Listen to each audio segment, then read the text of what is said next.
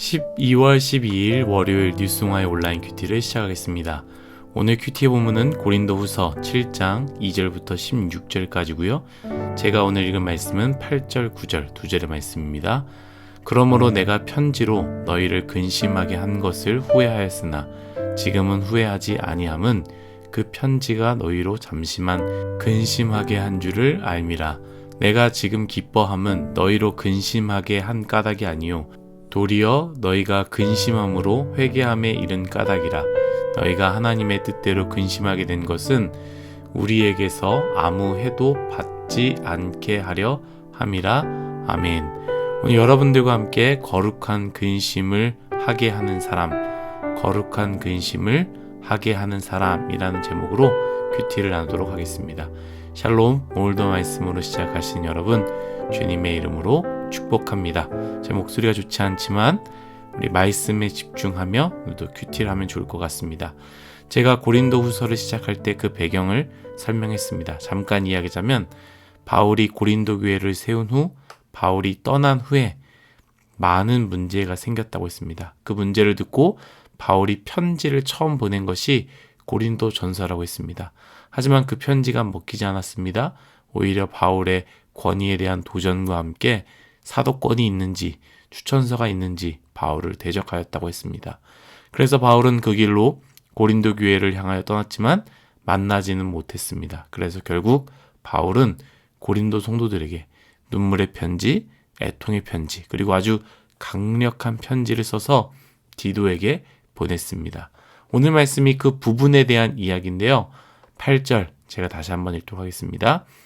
그러므로 내가 편지로 너희를 근심하게 한 것을 후회하였으나 지금은 후회하지 아니함은 그 편지가 너희로 잠시만 근심하게 한 줄을 알미라. 아멘. 바울은 디도에게 이 강력한 편지를 보내고 나서요. 그것으로 말미암아 후회하였고 괴로워했습니다. 왜냐하면 바울 스스로도 생각했을 때 이 책망하는 편지가 고린도 교회 공동체를 깊은 근심으로 빠지는 그 근심을 하도록 만들지 않을까 생각했기 때문입니다. 9절 읽겠습니다. 내가 지금 기뻐함은 너희로 근심하게 한 까닭이 아니요 도리어 너희가 근심함으로 회개함에 이른 까닭이라. 아멘. 바울이 보낸 편지, 바로 근심의 편지, 눈물의 편지, 애통의 편지를 보내고요. 처음 바울은 걱정하고 있었습니다.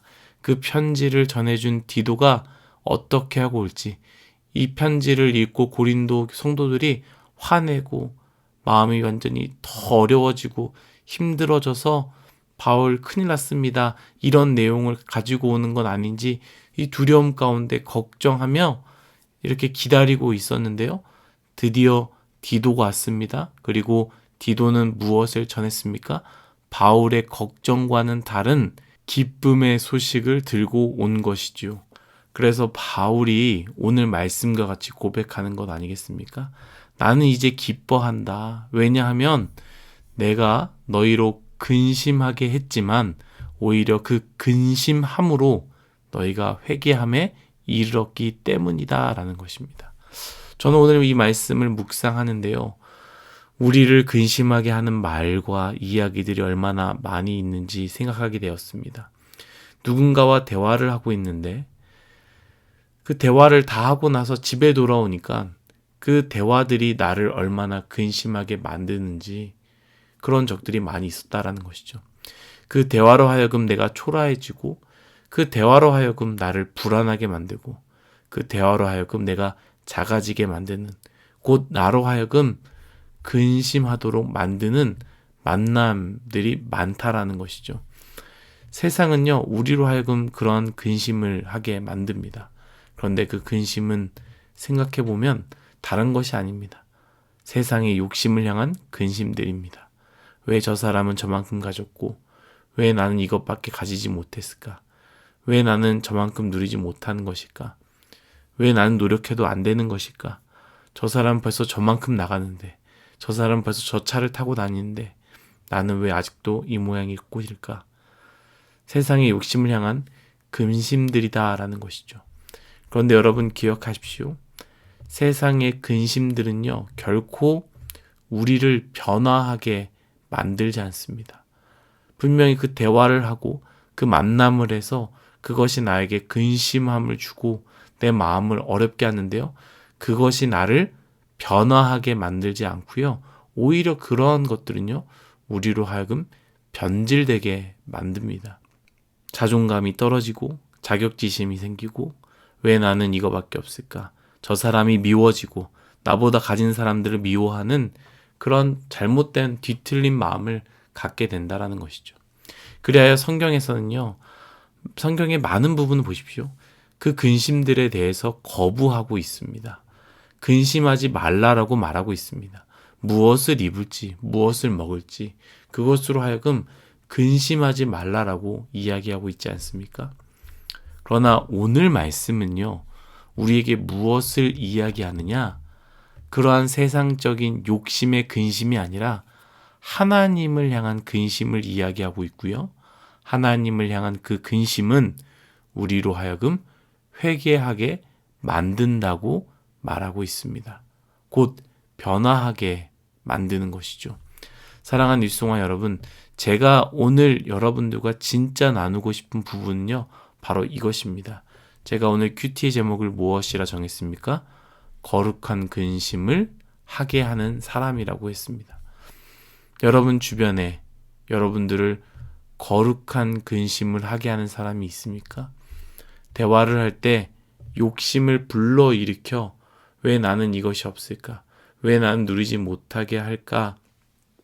이런 마음이 불러일으키는 그러한 만남, 그러한 사람들 말고요. 생각해 보십시오. 우리의 만남을 통해서 이 거룩한 근심이 아니라 만날 때마다 조급해지고 괜히 불안해지는 경험들이 더 많지 않습니까? 그것은 여러분들에게 욕심의 근심을 불러일으킨 것입니다. 그러나 그것 말고 대화할 때 하나님을 향한 거룩한 근심을 하게 만드는 사람이 있었냐? 그런 사람이 주변에 있느냐라는 것입니다.